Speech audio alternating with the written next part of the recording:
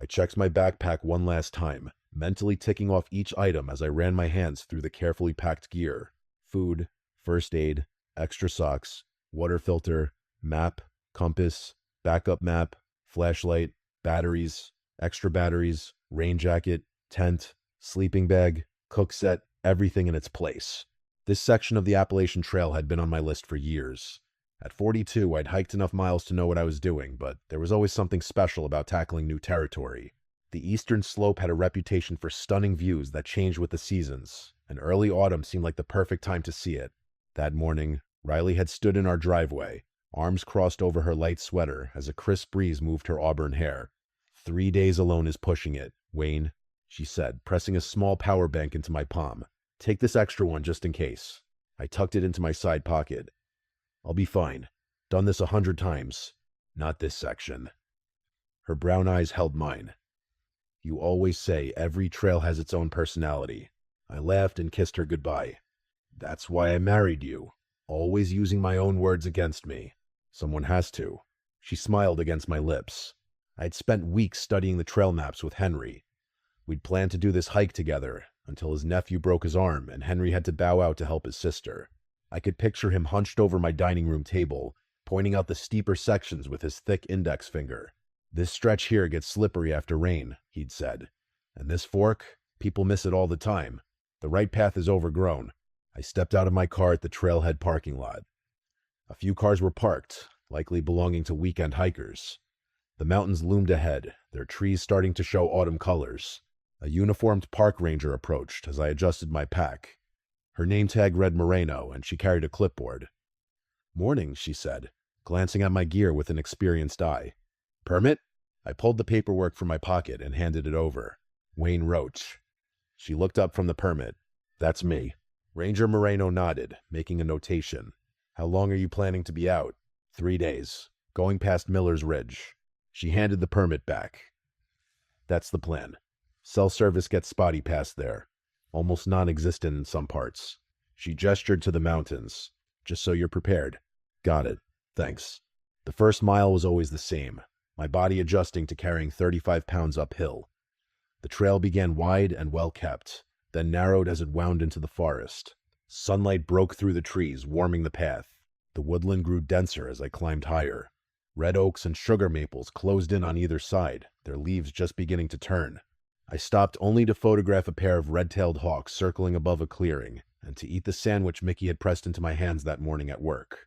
Roast beef on sourdough, he'd said proudly, handing over the carefully wrapped package. With that horseradish spread you liked at the company picnic. The sandwich was perfect. Mickey never did anything halfway when it came to food. I sat on a fallen log, eating slowly and taking in the quiet. No cars, no phones, no office chatter. Just whined through leaves and occasional bird calls.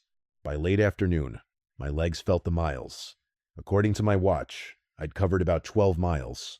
Good progress. The sun was getting lower, and I picked up my pace. Roman had sworn by the camping spot at Blackwater Creek, and I wanted to reach it before dark. Best water source on that stretch, he told me on the hiking forum. And flat ground for your tent. Most people miss it because it's a bit off the main trail. I found the creek as the light faded, a rushing stream through a small clearing.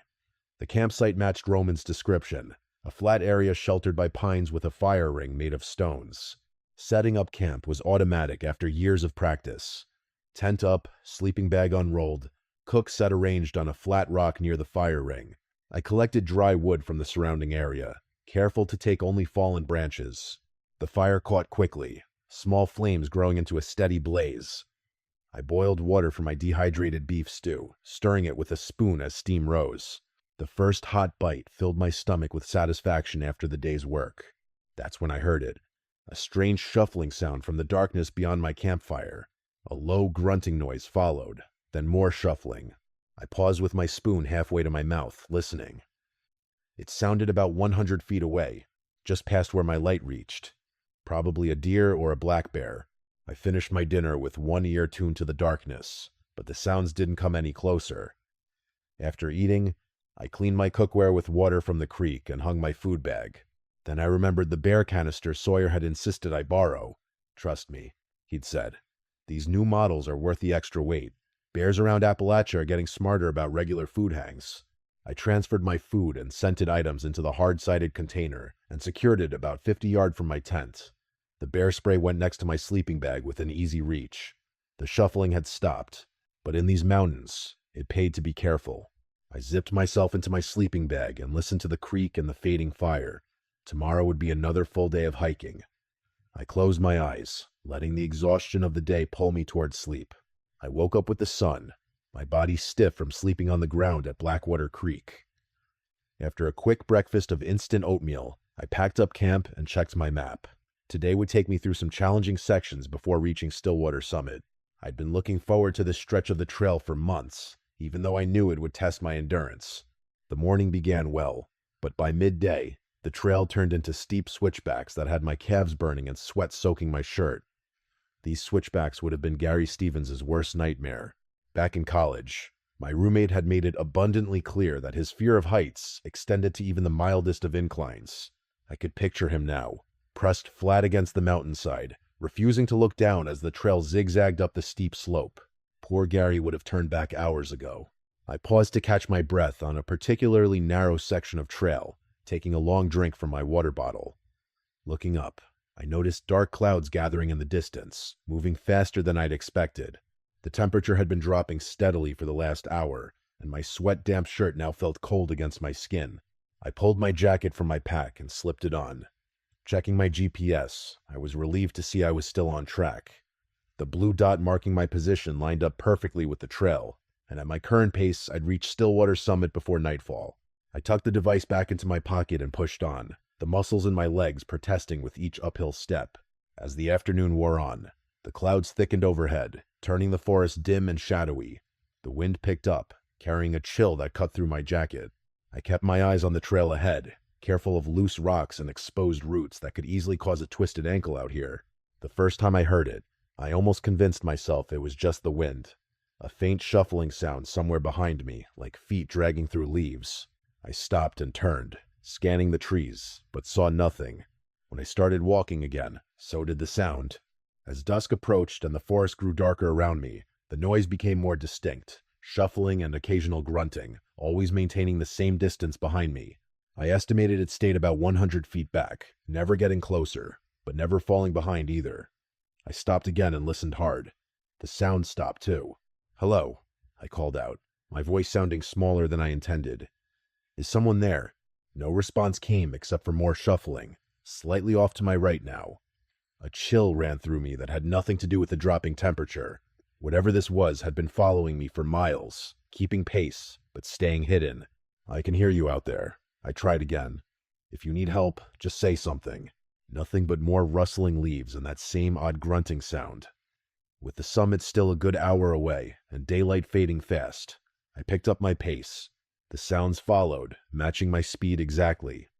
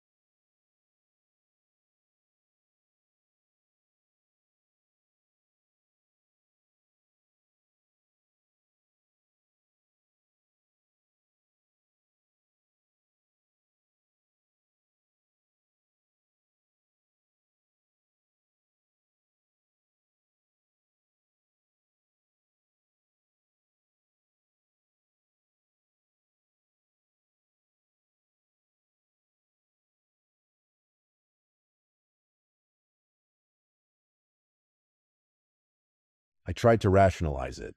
Maybe a deer or some other animal curious about the human hiking through its territory, but I couldn't shake the feeling that this was something else entirely. I reached a rocky overhang just as the last light was leaving the sky. It wasn't the summit I'd planned to reach, but it offered natural shelter and a defensible position with the rock wall at my back. I set up camp quickly, gathering wood for a fire before it got completely dark. With my tent pitched and a small fire crackling, I should have felt secure. Instead, I couldn't shake the feeling of being watched from the darkness beyond my firelight. Every snap of a twig in the forest had me peering into the blackness, straining to see what I could only hear. I pulled out my phone, wanting to call Landon. He'd worked as a park ranger before joining the police force, and would know what to make of these strange sounds. But the no service indicator mocked me from the top of my screen. I tried moving to different spots around my camp, holding the phone up high, but nothing changed. With communications cut off, I turned to my GPS to plan the quickest route out for tomorrow. If whatever was following me meant harm, I wanted options. The device powered on, but instead of showing my location, the screen flickered and displayed a jumble of corrupted coordinates, numbers, and symbols that made no sense. "Come on," I muttered, tapping the screen. I tried restarting it, remembering how my father had insisted on buying me this particular Garmin model. "Most reliable one out there, Wayne," Scott had said in that authoritative tone he always used for outdoor equipment advice. "This one won't let you down." The screen lit up briefly with the startup logo, then went completely dark.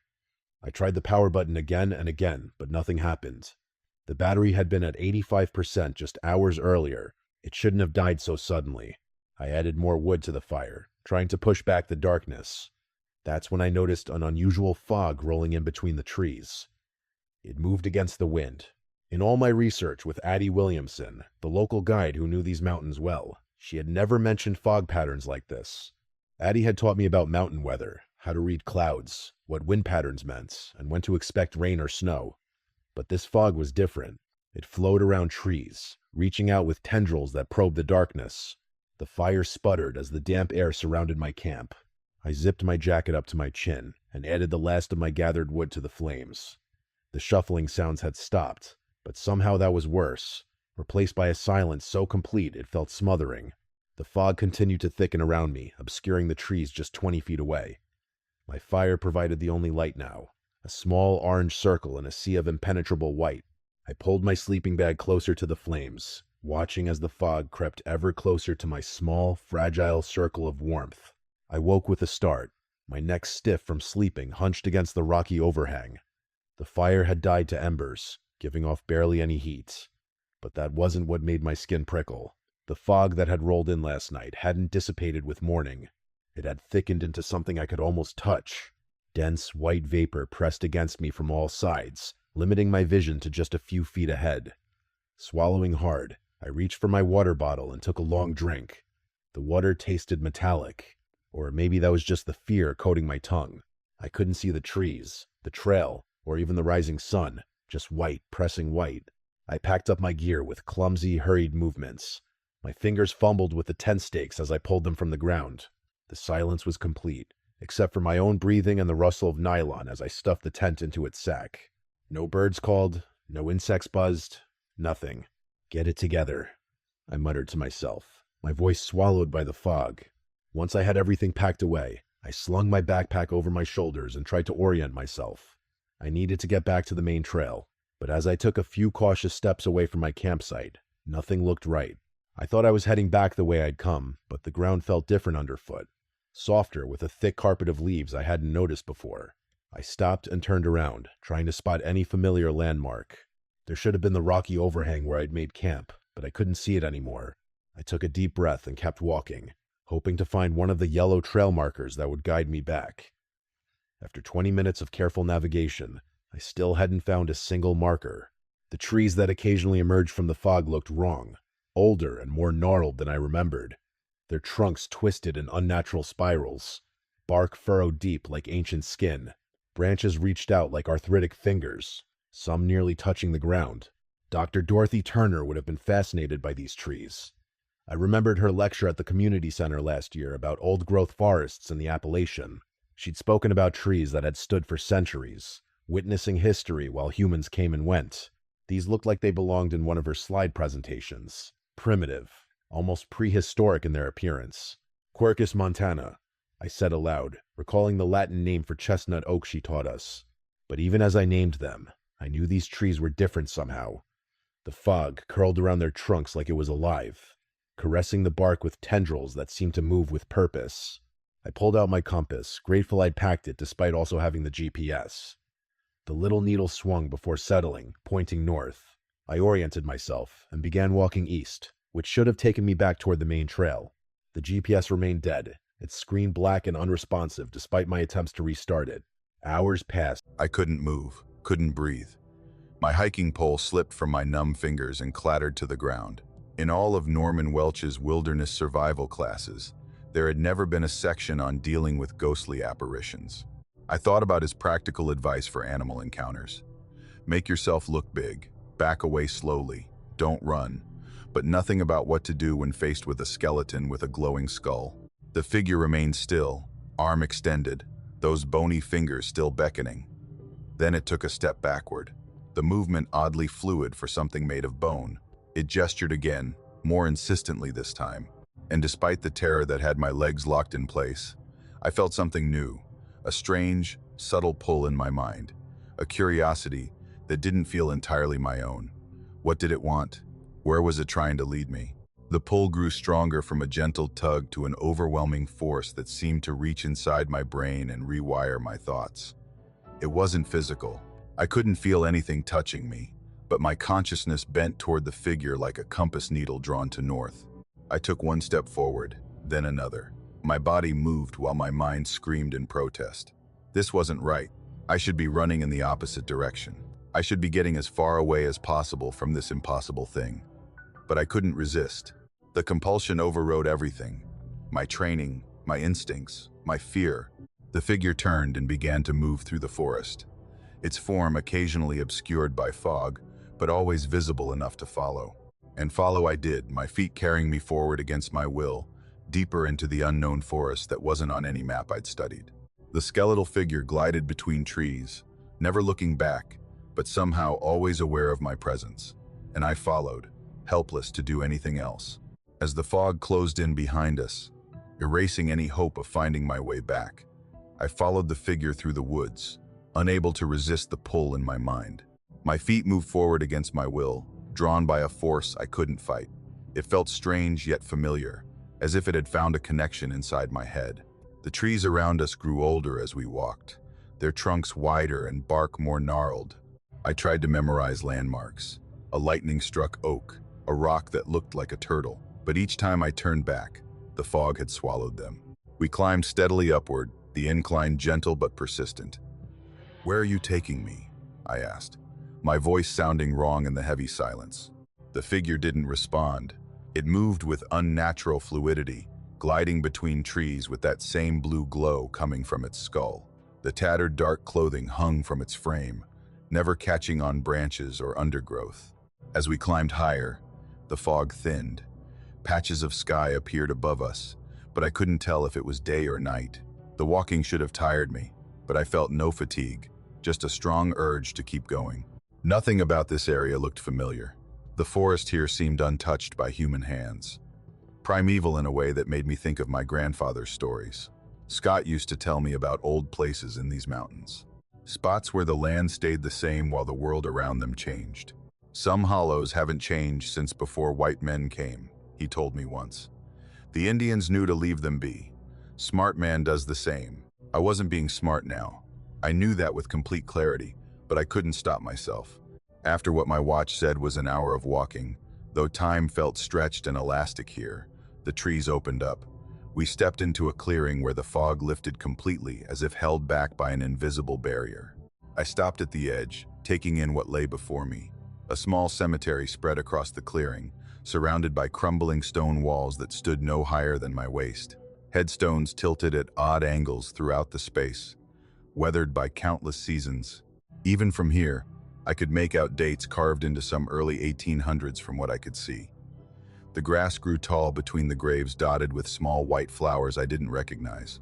The sight triggered a memory from high school, Mrs. Lillian Walls leading our history class through an old pioneer cemetery near town. She had pointed out the symbolism in the carvings, explaining how the weathering pattern could tell us about local rainfall 2 centuries ago. But that cemetery felt alive, maintained, remembered, visited. This one felt wrong, not evil, but abandoned, as if the world had moved on and forgotten this place. The skeletal figure paused at the cemetery entrance, a gap in the stone wall. It turned its skull toward me, empty eye sockets somehow expectant. The pull in my mind lessened, as if giving me a moment to choose my next step. I could turn back now. The fog behind me had thinned. Maybe I could find my way. But even as I thought about it, my legs moved forward. I stepped through the gap in the wall, and a calmness settled over me. The fear that had haunted me since I first saw the figure faded. The air was cool against my skin,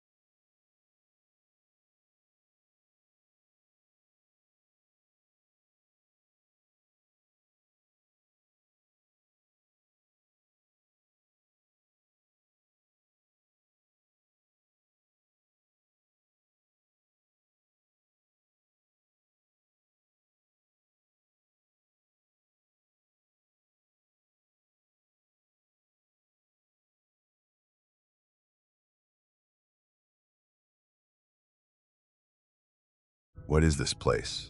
I asked, my voice barely above a whisper. The figure didn't answer, but moved between the graves toward the center of the cemetery. I followed, stepping carefully around the older headstones. Many were nearly flat against the ground, their engravings worn smooth. Others leaned at odd angles, supported by roots. In the center, the skeletal figure stopped and extended one long bony finger. That's when I saw it, a grave that didn't belong with the others. This headstone stood perfectly upright, its marble surface gleaming in the strange light. It looked newly placed with no moss or weathering. Fresh dirt had been piled in front of it, creating a mound about 6 feet long. My legs moved on their own again, carrying me toward that new grave. I tried to resist, but the peace I'd felt upon entering the cemetery had deepened, making it hard to find my fear again. When I reached the stone, my knees buckled. I dropped to the ground in front of it, the fresh earth cold beneath my hands. Carved into the marble with precise, deep cuts was a name: Marcus Holloway. Below it, 2 dates: Marcus's birth date and today's date. My brother's name. My brother's life ended today, according to this stone, but Marcus was alive. He had to be. We'd spoken last week about meeting up for dinner when I got back from this trip. I reached out with trembling fingers to touch the carving, half expecting it to change or disappear. The marble felt solid and cold. "This isn't real," I said, my voice breaking. "Marcus is fine." The figure remained silent, watching. That's when I noticed what lay beside the fresh grave. Another plot of ground dug out 6 feet deep, its edges clean and straight. Empty, waiting, just waiting. I collapsed beside the grave, my mind unable to process what I was seeing. My own name carved into cold marble. Wayne Roach, not Marcus Holloway. My name. The dates below showed my birth.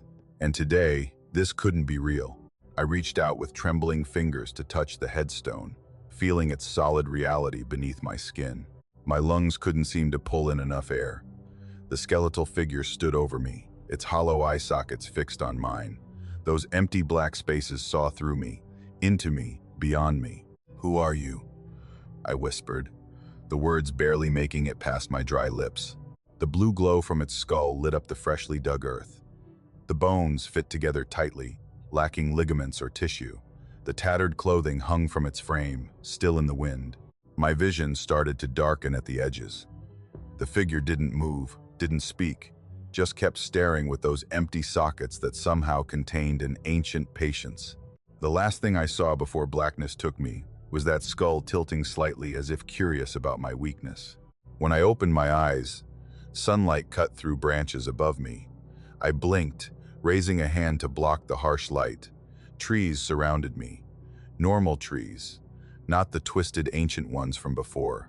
These looked like regular hardwoods, the kind that grew all over these mountains. I sat up quickly, regretting it as my head spun. The cemetery was gone. No stone wall, no tilted headstones, no white flowers among tall grass, and no marble headstone bearing my name, no skeletal figure watching me. I put my hands against the ground to steady myself. Regular forest floor, pine needles, dirt, small rocks. I looked in all directions, trying to find any sign of the cemetery, but there was nothing, just woods that could have been anywhere in the Appalachian. Had I dreamed it? Hallucinated? The memory felt too real. The cold touch of the marble, the blue glow from the skull. A beep from my pack startled me. I dug through the side pocket and pulled out my GPS. The screen glowed with life, displaying coordinates and a map. The device had been dead since yesterday, showing nothing but corrupted data before shutting down completely. Now it worked perfectly, as if nothing had ever been wrong. The blue dot of my position blinked steadily, showing me exactly where I was, 4 miles east of the main trail. 4 miles. How had I gotten so far off course? I didn't remember walking that far after following the skeleton, but the GPS didn't lie. According to this, I'd somehow wandered deep into an unmarked section of forest. I climbed to my feet, brushing dirt from my pants. My muscles ached from sleeping on the hard ground. How long had I been out? My watch said 10:17 a.m., and I'd lost nearly a whole night. I took out my water bottle and drank deeply. The water tasted normal now, not like the metallic tang from before. My throat was parched, and I realized I'd neglected basic hydration during yesterday's strange journey. The GPS screen showed the main trail as a thin line to the west. I plotted a route back, trying to make sense of how I'd gotten here. None of it made sense. Where had the cemetery gone? Where was the skeletal figure? Had any of it been real? I shouldered my pack and walked west, following the GPS. My legs felt heavy, and my thoughts were unclear. The forest looked normal in the morning light. Birds called from the branches and squirrels raced up trunks. It was nothing like the silent woods I had passed through yesterday. I walked for hours, stopping to drink water or check the GPS. My mind tried to make sense of what happened. Dehydration could cause hallucinations, so could exhaustion or altitude sickness. But those explanations felt wrong.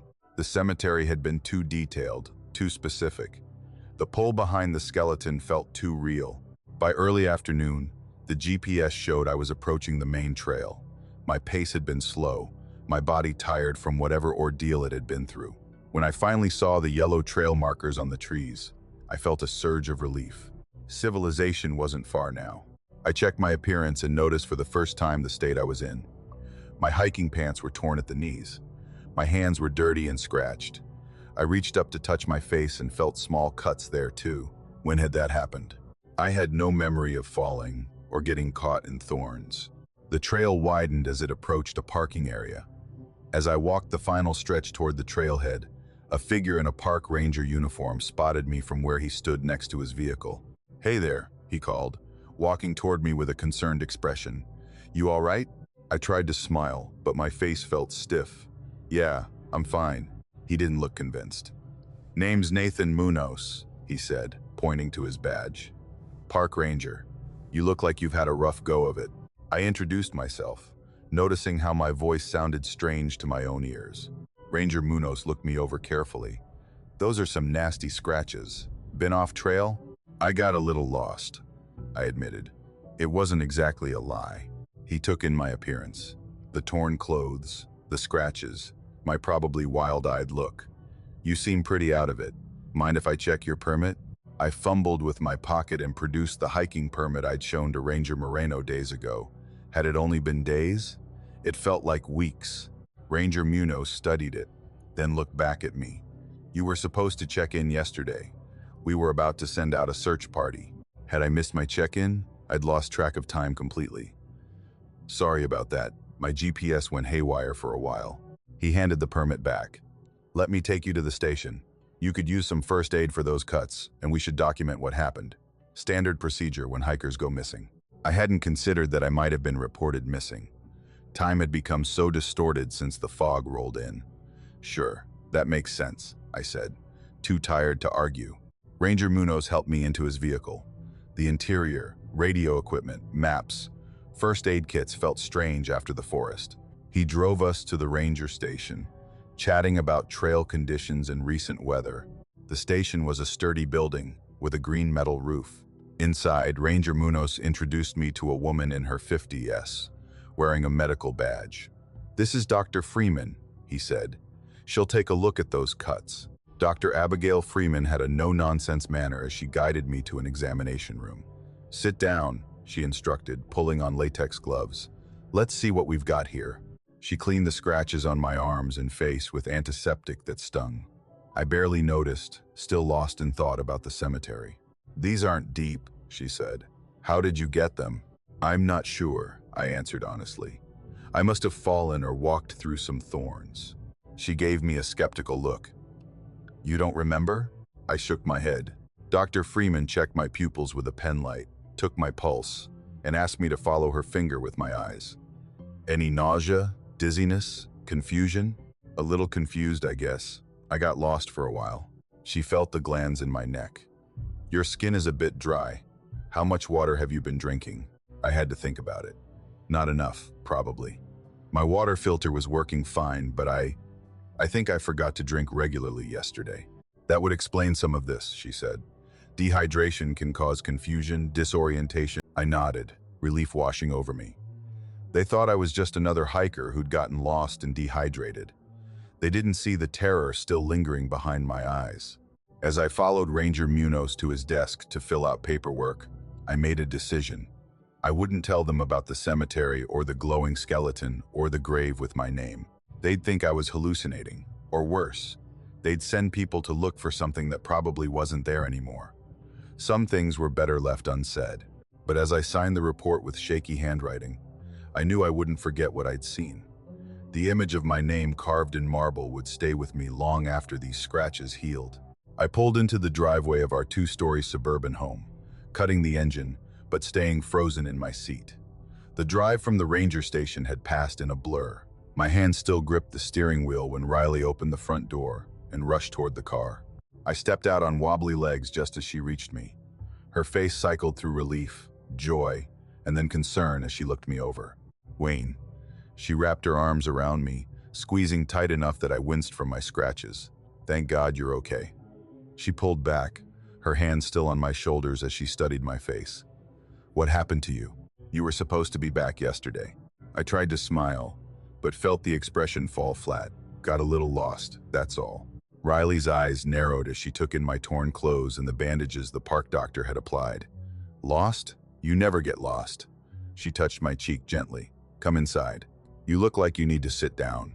Our living room felt surreal after what I'd experienced. The normal couch, the coffee table with magazines neatly stacked, family photos on the wall, everything exactly as I'd left it, while I felt completely different. "Let me get you some water," Riley said, heading to the kitchen. "When was the last time you ate something real?" I sank onto the couch, my muscles aching from the tension I'd been holding. The Rangers gave me something at the station. I rubbed my face, feeling the scratch of stubble. "I'm mostly just tired." Riley returned with water and sat beside me, waiting. I knew she wanted the full story, but how could I tell her what I'd seen? The skeletal figure with its blue glow, my own name on a headstone. Even in my head, it sounded crazy. I went off trail. I began, choosing my words carefully. Got turned around in some fog. It was weird, thicker than anything I've seen before. Couldn't see more than a few feet ahead. "You went off trail?" Riley's voice rose slightly. "That's not like you at all." I nodded, taking a long drink of water. "I know, I made a mistake, got disoriented. My GPS died, and when it came back on, I was miles from where I thought I was." "All true, if incomplete. But you're okay now." Her hand found mine, squeezing gently. "Yeah," I lied, "just shaken up." The Rangers were about to send out a search party when I walked out. Riley listened as I shared more sanitized details. Getting lost, spending an extra night in the woods, finding my way back. I omitted anything supernatural. Nothing about being pulled through the forest against my will. Nothing about the cemetery. Nothing about seeing my own grave. "You should get some rest," she said when I finished, brushing hair from my forehead. "You look exhausted." That night, I lay awake long after Riley fell asleep, staring at the ceiling, afraid to close my eyes. Every time I did, I saw that skull glowing blue in the forest fog. 2 weeks later, I sat in Walter Garcia's office on the edge of a leather armchair. Walter had been my friend since college and sometimes acted as my therapist when life got complicated. His office had plants by the windows, degrees on the walls, and a tidy desk. "So, you're saying you had an episode out there?" Walter asked, his voice steady. I'd finally decided to tell someone after nights of broken sleep. Not everything, not yet, but I felt like I had to talk to someone before I lost my mind completely. "I'm not sure what to call it," I said, rubbing my thumb against the chair's leather. "It felt real, Walter, too real." I told him more than I told Riley, about the fog that moves strangely, the feeling of being compelled to walk against my will, following something through the woods. I hesitated before mentioning the skeletal figure, watching Walter's face carefully for signs of judgment. "I know how it sounds," I added quickly. Walter leaned forward, his notebook on his knee.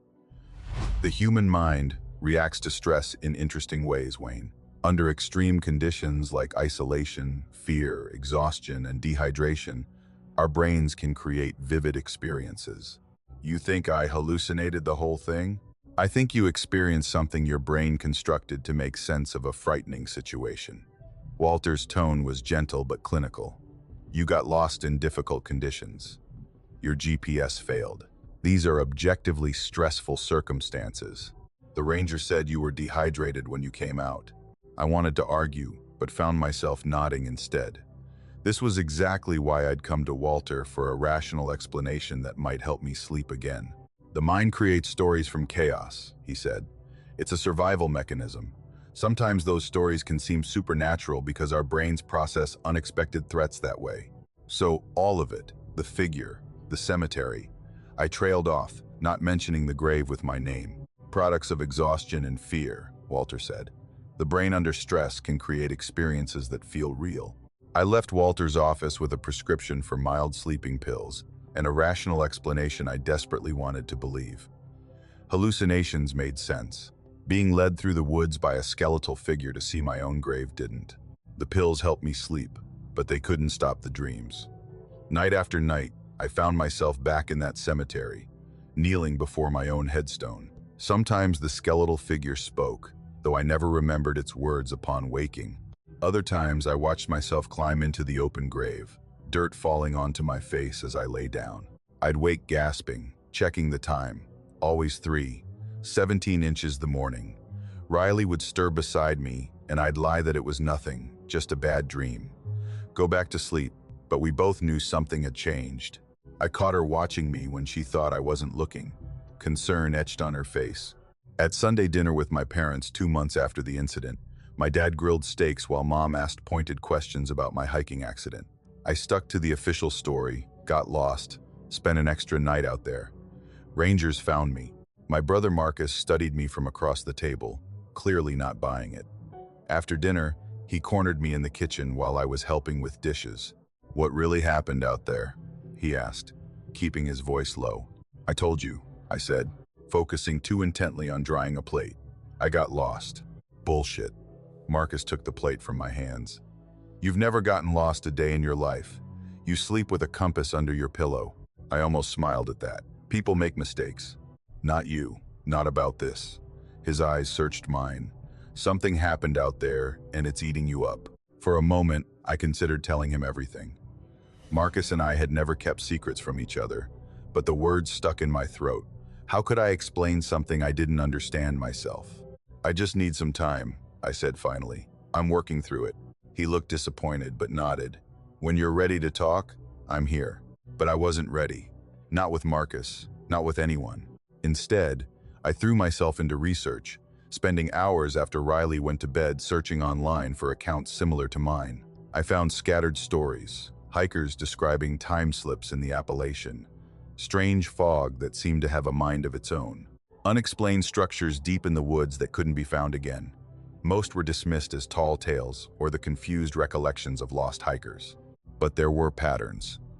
References to death walkers in Cherokee legends, colonial-era accounts of bone men who led travelers astray, Appalachian folklore about spirit guides who appeared to those marked for crossing. One night, I found a forum thread about a hiker who claimed to have been led to an old graveyard by a figure with no face somewhere in the Blue Ridge Mountains. The account was vague, posted years ago with no follow-up comments. I sent a private message that went unanswered.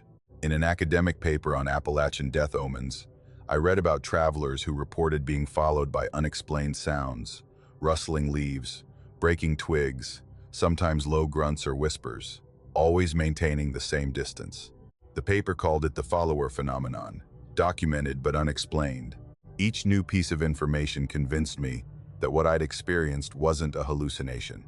The similarities were too specific, the patterns too consistent across decades of accounts.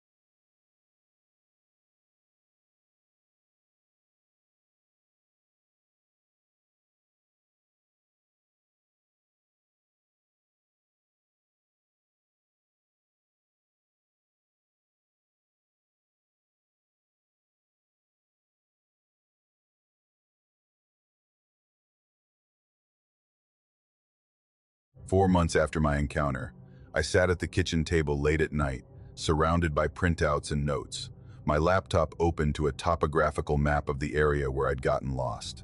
I had marked the exact GPS coordinates where I'd regained consciousness after the cemetery vision. Riley found me there coming downstairs for water. She stood in the doorway watching me with tired eyes. "It's 20 inches the morning, Wayne," she said softly. "I know. I'll come up soon." She came closer, looking at my scattered papers. "You're planning to go back there?" It wasn't a question. I nodded, not looking up. "Why? What are you hoping to find?" "Answers," I said. "Proof that I'm not going crazy." Riley sat down across from me, pushing aside some papers to make space. "You don't have to prove anything to me. It's not about that." I finally met her eyes. "It's about proving it to myself. I need to know what happened was real. And if you find nothing, then Walter was right. I hallucinated the whole thing." The possibility both relieved and disappointed me. "And if you find whatever you're looking for," I had no answer for that. What would it mean if the cemetery was real? If my grave was waiting for me? Riley reached across the table and placed her hand over mine. "Don't go alone, please." "I won't," I promised, already knowing who I needed to take with me. I spent the next week refining my plan, mapping the exact route we would need to follow. I plotted the coordinates, studied satellite images of the area, and created a detailed itinerary. I pulled out my hiking gear, checking everything twice. When everything was ready, I called my cousin Alexander Ree, a former wilderness guide with years of backcountry experience. Alexander had always been the skeptical one in the family. Practical, grounded, impossible to fool. If anyone could help me separate reality from delusion, it was him. "I need your help with something," I said when he answered. "Something weird happened to me on a hike a few months back." "The time you got lost?" Alexander asked. "Heard about that from your dad. Said you were pretty shaken up." "There's more to the story," I said. "A lot more. And I need someone I trust to help me figure it out." "This sounds serious," he said, his tone shifting. "What exactly are we talking about?" I took a deep breath, deciding how much to share over the phone. "I think I found something out there, something that shouldn't exist. I need to go back and check, but I don't want to go alone." There was a long pause before Alexander answered. "When do we leave?" I watched Alexander toss his hiking pack into the back of his truck with more force than necessary. His skepticism had been evident from the moment I'd called him 6 months after my experience, but he'd still agreed to come. "You know," he said, slamming the tailgate shut, "most people just go to therapy when they have recurring nightmares. They don't drag their cousins back to the scene of the crime." "I told you it wasn't a nightmare," I said, checking my own gear one last time. "And I went to therapy. Walter thinks it was a stress hallucination." Alexander raised an eyebrow. "And you don't believe your actual therapist friend because—" I pulled out my phone and showed him the GPS coordinates I'd saved that morning after waking up in the forest. "Because I woke up 4 miles from where I should have been. Because my GPS suddenly started working again after being dead. Because everything I experienced felt too real." He took the phone, studying the numbers on the screen. His expression softened slightly. Alexander had always been the practical one between us, but he was fair. "So, what's the plan exactly?" He took my phone back. "We follow these coordinates and find what? A skeleton man in your grave?" I nodded. "We retrace my journey. I need to know if that cemetery is real. If it is, then everything else might be real too."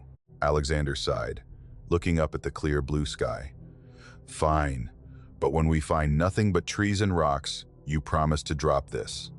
"Okay, move on with your life. Take the sleeping pills Walter prescribed and tell Riley you're all better." "Deal," I said, though I wasn't sure I could keep that promise. 6 months after my first encounter, we set off toward the Appalachian trailhead, our trucks loaded with full hiking gear and camping equipment. The drive was quiet. I could tell Alexander was humoring me, treating this like some kind of therapeutic closure exercise rather than an actual investigation. As we parked at the trailhead and shouldered our packs, I felt a strange mixture of dread and determination wash over me. The forest looked so normal in the morning light. Green leaves, bird song, other hikers chatting nearby. It was hard to believe that somewhere within these woods lay a place that had nearly broken my mind. "You okay?" Alexander asked, watching me stare at the tree line. "Yeah," I lied, adjusting my pack straps. "Let's go." We entered the forest, following the same marked trail I'd taken during my solo hike. Every step felt like déjà vu, but without the fog, without the compulsion, everything looked different. We hiked for hours, making good time along the established paths. "See, nothing scary about these woods," Alexander said, stopping to take a drink from his water bottle. "It's just trees, cousin. Been here for thousands of years. They're not interested in us." I nodded, not wanting to argue. The first day continued without incident, exactly as the beat had said it would. We covered almost 15 miles before setting up camp at a designated site where several other hikers were already settled. The normalcy of it all, the ordinary conversations around other campfires, the familiar routine of setting up tents helped ease my anxiety. Alexander kept the mood light throughout the evening, telling stories about his own wilderness adventures and occasionally poking fun at my ghost story. "You know," he said, tossing another small log onto our fire, "ghost stories belong around campfires, not in real life. That's what my dad always said." "Your dad also thought Bigfoot was secretly working for the government," I reminded him. Alexander laughed. "Touché. Still, there's a big difference between getting lost in the woods and being led to your own grave by a glowing skeleton." I didn't respond, just stared into the fire, remembering the blue light from the skull's eye sockets. The next morning came early. We packed up and continued along the marked trail for another few hours until we reached the point where, according to my GPS, I had veered off 6 months ago. "This is it," I said, stopping at a fork in the path. "From here, we go off trail." Alexander frowned. "You sure? These trails exist for a reason. Going off course is how people get lost." "That's the point," I explained. "I got lost. I need to go back to where I ended up." I pulled out my phone and checked the GPS coordinates I'd recorded. According to the device, we needed to head northeast away from any established paths. "Fine," Alexander sighed, adjusting his pack. "But I'm marking our trail as we go. I don't want both of us getting rescued by rangers this time." We left the safety of the marked path, pushing through underbrush and navigating around fallen trees. The terrain quickly became challenging. Without a trail to follow, we had to make our own way up steep inclines and across small streams. After an hour, Alexander's complaints grew more frequent. "This is insane," he said, stopping to catch his breath. "There's no path here because nobody comes this way. There's a reason for that." "We're getting close," I insisted, though I had no way of knowing if that was true. The forest around us looked unfamiliar. No twisted trees, no unnatural fog. "Close to what?" Alexander asked, exasperated. "We've been hiking for hours through practically untouched wilderness. There's nothing out here, Wayne. No cemetery, no graves, nothing but trees and rocks." "Just a little further," I said, pushing ahead. The afternoon wore on as we climbed higher into the mountains. The terrain became increasingly difficult, with steep slopes and thick vegetation slowing our progress. My legs burned with effort, and sweat soaked through my shirt despite the cool air. Alexander repeated his doubts like a mantra. "There's nothing out here. This is a waste of time. We should head back to the main trail before dark." I was beginning to think he might be right when I spotted something familiar, a rock formation jutting from the hillside. It was shaped roughly like a turtle, with a domed top and a protruding section that resembled a head. "Wait," I said, stopping abruptly. "I know this place." Alexander came up beside me, breathing heavily. "What? This random rock?" "Yes," I said, my heart racing. "I saw this on my way to the cemetery. I tried to use it as a landmark." Alexander looked at me skeptically. "Wayne, there are a million rocks in these mountains that look like animals if you stare at them long enough." "No, it's this one," I insisted. "We're getting close." Despite his continued protests, Alexander followed as I pressed on with renewed energy. We hiked for another hour until the sun began to set, and we were forced to make camp in a small clearing surrounded by pines. As we set up the tents and built a fire, I couldn't shake the feeling that we were being watched. The forest had grown quiet, too quiet, with none of the usual evening bird calls or rustling of small animals. "We'll continue in the morning," I said, sitting close to the fire. "I think we're very close now." Alexander rolled his eyes, but didn't argue further. I was about to turn in myself when I heard it, the shuffling sound. It started faint, just a gentle shifting of leaves, about 100 feet from our camp, exactly as I remembered it. Then came the soft grunting, almost too quiet to hear over the fire. My blood ran cold. I sat perfectly still, afraid to move, afraid to breathe. The sounds continued, maintaining that exact distance, not coming closer, but not retreating either. Just there, watching, waiting. I heard Alexander's tent zip open. "What the hell is that?" he whispered, poking his head out. "You hear it?"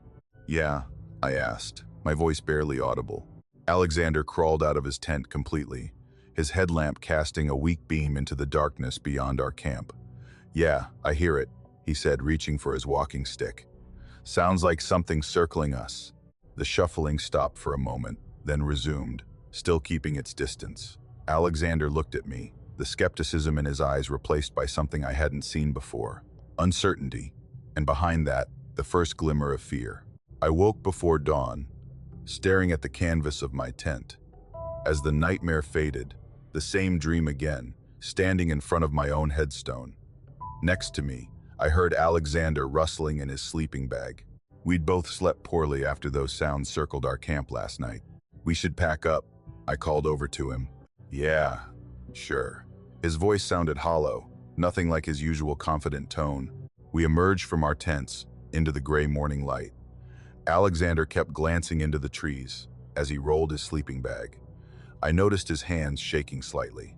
"About last night," he said, stuffing his sleeping bag into its compression sack with more force than necessary. "Probably just a deer, or maybe a bear checking us out." I nodded but didn't argue. I knew what we'd heard wasn't wildlife. The shuffling had been too deliberate, too persistent, too familiar. "Could have been," I said, letting him hold on to that explanation if it helped. We ate energy bars in silence and filled our water bottles from the small stream nearby. The water tasted clean and cold, nothing like the metallic tang I'd experienced during my first encounter in these woods. Alexander took longer than usual to break down his tent, his movements mechanical. I caught him staring at the same tree line where the sounds had come from. His eyes kept darting between shadows. "We can head back if you want," I offered, though I had no intention of leaving. He straightened his back. "No way. We came to find your cemetery, and that's what we're doing." We shouldered our packs and continued northeast, following the GPS coordinates I'd saved months ago. The terrain grew steeper, forcing us to use our hands occasionally to pull ourselves up rocky sections. The forest here felt different than the typical Appalachian woods. The trees grew at odd angles, their trunks thicker and bark deeper with furrows than seemed natural.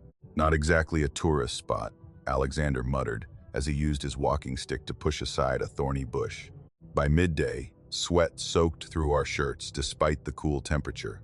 We paused on a flat rock to share a bag of trail mix. Alexander had grown quieter with each mile, his earlier attempts to rationalize last night's sounds replaced with tense silence. "We should be getting close," I said, checking the GPS again. "Another mile, maybe less." He nodded, chewing methodically. "And if we find nothing, then I'll admit I was wrong." The lie came easily. I knew what waited ahead. We continued climbing through the afternoon, the forest growing more dense. Pine needles cushioned our footsteps, making our progress eerily silent. I led the way with Alexander a few steps behind. As we crested a small ridge around 3, Alexander stopped so abruptly, I nearly bumped into him when I turned back. "What the hell?" he whispered. I followed his gaze and saw it. The cemetery exactly as I remembered. The crumbling stone wall encircled the plot of land, headstones tilting at various angles across the open clearing. The tall grass waved slightly in the breeze, dotted with small white flowers. Alexander's face had drained of color. He stared at the cemetery with his mouth slightly open. All his skepticism evaporated in an instant. "You see it too," I said. "Not a question." He nodded slowly. "How is this?" "It's not on any map." His voice barely carried over the gentle rustle of leaves. "Told you." The words came out more bitter than I intended. We stood at the edge of the clearing for several minutes. I felt a weight lift from my shoulders. I wasn't crazy. It was real. Alexander could see it, too. "Let's go closer," I finally said. Alexander hesitated, then nodded. We stepped into the clearing, the ground beneath our feet, changing from forest floor to overgrown grass. I led the way through the gap in the wall, just as I had that foggy day 6 months ago. Unlike my first visit, there was no fog now, no compulsion pulling me forward, just the sickening knowledge of what waited at the center of the cemetery. "These dates," Alexander said, kneeling beside one of the headstones. "Some of these go back to the early 1800s. I barely heard him. My eyes were fixed on the center of the cemetery where a gleaming marble headstone stood upright among the weathered markers. My feet carried me toward it, while Alexander continued examining the other graves. When I reached the headstone, my stomach dropped. The name Wayne Roach was still carved into the polished surface, along with my birth date and today's date. But something had changed. The grave itself looked different. The once smooth mound of earth had been disturbed, turned over, and partially dug out, as if something had been clawing its way either in or out. "Alexander," I called, my voice cracking. He jogged over, his face still showing disbelief. When he saw the headstone, he stopped short. That's your name." His eyes widened as he read the dates. "And today's date is the—" He couldn't finish the sentence. Alexander reached out slowly, touching the cold marble with his fingertips. He pulled back as if burned, then touched it again more firmly. "It's real," he said. "Completely solid, not a hallucination." He looked at the disturbed earth in front of the stone. "What happened here? Did you dig it this last time?" I shook my head. "No, it was just a mound of fresh dirt before. Someone or something has been digging." Alexander took a step back. "What does this mean? I don't understand any of this." I stared at the freshly turned soil of what was supposedly my own grave. Clumps of dirt had been scattered around the base of the headstone. Whatever had been digging hadn't used tools. The marks looked more like something had used hands or claws. "I don't know," I said truthfully. "But I think something was waiting for me that night, and it's still waiting now." Alexander pulled out his phone. "We need evidence. No one will believe this otherwise." He started taking photos, circling the headstone and capturing it from multiple angles. I joined him using my own phone to document everything: the cemetery layout, the wall, the other headstones, and finally my own grave with its disturbed earth. "We should go," I said after we'd taken dozens of pictures. The shadows in the clearing had lengthened, and I had no desire to be here after dark. Alexander nodded, looking relieved at the suggestion. "Yeah, let's get the hell out of here." We backed away from the headstone. She blinked at me, confused. "What is it?" "Listen," I said. "Can you hear that?" We sat in silence for a full minute. The shuffling continued, moving around the perimeter of our yard. "I don't hear anything," she finally said, touching my arm. "Bad dream." But it wasn't a dream. It happened again the following month, and the month after that. Always at night, always keeping its distance. I would wake Riley each time, but she never heard a thing. Eventually, I stopped trying to convince her. I keep the photos in my desk drawer, locked away where Riley won't accidentally find them. Sometimes, when I'm alone in the house, I take them out just to confirm I didn't imagine the whole thing. The images never change. The cemetery, the headstones, my name carved in stone along with a date that has come and gone. Alexander and I don't talk about it much anymore. He sent me copies of all his photos, then deleted them from his own devices.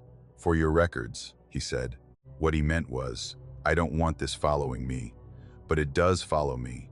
Whatever marked me that day in the forest isn't finished.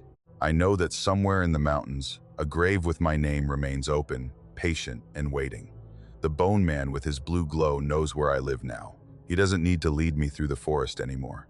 He's brought the forest to me. For now, though, I'm still here, still alive, still telling this story. And each morning when I wake, having made it through another night, I count that as a victory. I spent months digging into similar experiences after what happened in the woods. Late nights at the computer while Riley slept. Endless searches through hiking forums and obscure websites dedicated to supernatural encounters. My desk gradually filled with printouts, notebooks, and maps of the Appalachian region where I'd had my experience. At first, I found only scattered accounts. A hiker from Virginia who described being led off trail by something he couldn't quite see. A woman from North Carolina who stumbled across a small cemetery that wasn't on any map. A group of college students who lost 6 hours of time while hiking near an old mining town. But as I refined my search terms and joined more specialized forums, the stories multiplied. "Just found another one," I muttered to myself one night, reading about a backpacker who'd encountered what he called a glowing figure in the fog near Cumberland Gap. His description matched what I'd seen: the blue light, the compulsion to follow, the strange fog that seemed to move with purpose. Riley worried about my obsession. I caught her watching me from the doorway some nights, concern etched across her face. I couldn't blame her. From her perspective, I'd gone from a balanced, reasonable person to someone who stayed up until 3:00 the morning reading about ghosts and time slips. "Don't you think this is keeping the trauma alive?" she asked once, bringing me coffee as dawn broke. "I need to understand it," I said, taking the mug. "There are others, Riley. I'm not crazy." After gathering enough accounts that matched my experience, I created a private forum called Threshold Crossings and invited those whose stories seemed credible.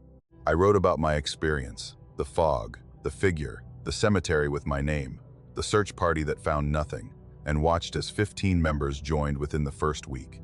Their responses came quickly. I thought I was the only one. Mine happened near Mount Rogers in 2005. Did yours have blue light coming from inside what looked like a skull? Time went weird for me too. My watch said I was only gone for 2 hours, but 3 days had passed. Each new story confirmed I wasn't alone, but none offered explanations. We shared details, compared maps, looked for patterns. Someone suggested laying our encounter locations over geological survey maps to check for fault lines or magnetic anomalies. Another member, a librarian from Kentucky, began compiling local legends from each area where incidents occurred. 6 months into my research, a new member joined our forum. Her username was appfolklore62, and her first message changed everything. "My name is Eleanor Ashwood. I'm an anthropologist who spent 40 years studying Appalachian folklore. What you're describing has been documented in these mountains since at least the 1800s. I'd like to speak with you." I vetted her carefully, checked university website. Riley took my hand. "What are you planning to do?" "Nothing," I said, squeezing her fingers. "I'm staying right here." But as the exact date arrived, I couldn't sleep. I lay beside Riley, watching shadows move across our bedroom ceiling, listening to the quiet rhythm of her breathing.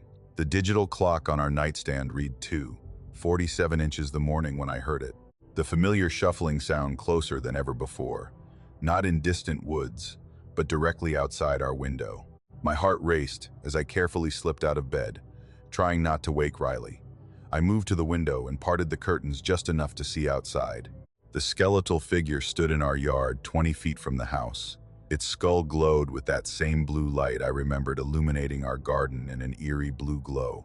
The world around it seemed to waver and distort as though reality itself bent in its presence. It stood perfectly still, those empty eye sockets fixed on my window. Then slowly, it raised one skeletal arm and extended those long bone fingers toward me. The same beckoning gesture I remembered from the forest.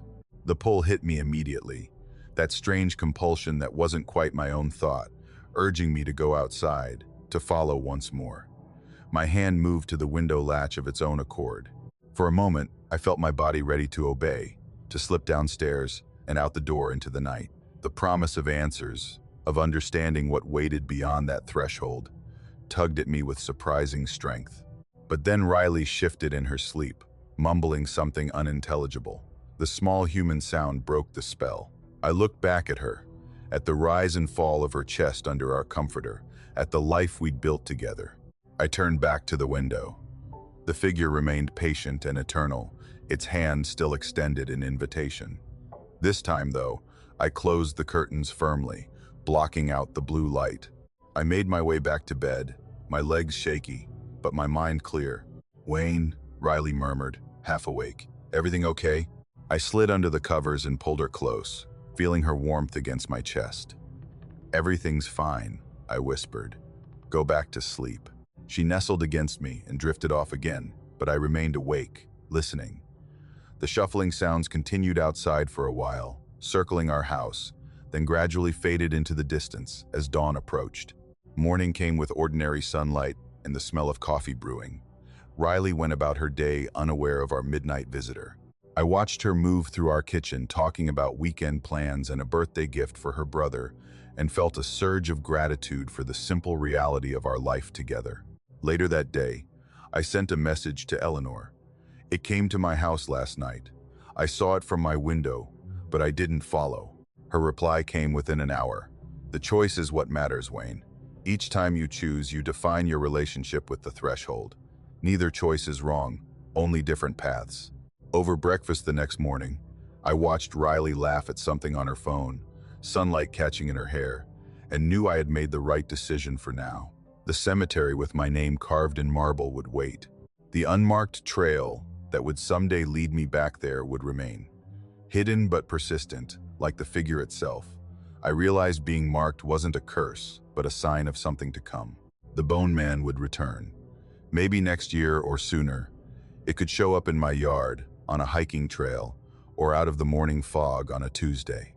Always patient, always waiting. For now, though, I chose to remain on this side of the threshold. I chose morning coffee and Riley's laughter, family dinners and work deadlines, stubbed toes and tax forms, the beautiful ordinariness of living.